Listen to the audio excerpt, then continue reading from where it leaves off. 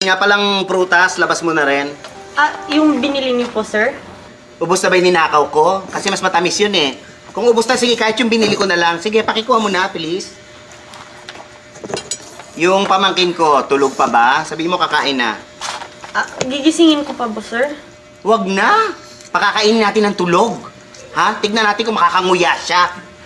Pambihira kasi. Nakita ba ko ng oras ng dumating? Alas 4 na madaling araw. Gumimik kasi kasama ng barkada. Nakita niyo po, sir?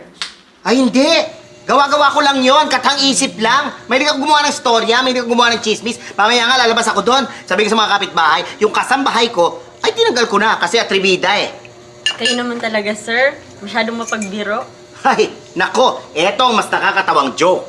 Dahil sa bilis ng pick-up mo at galing mong magsilbi, tataasan ko ang sweldo mo at ikaw na ang magiging amo. Hiyang-hiya naman ako sa iyo, no?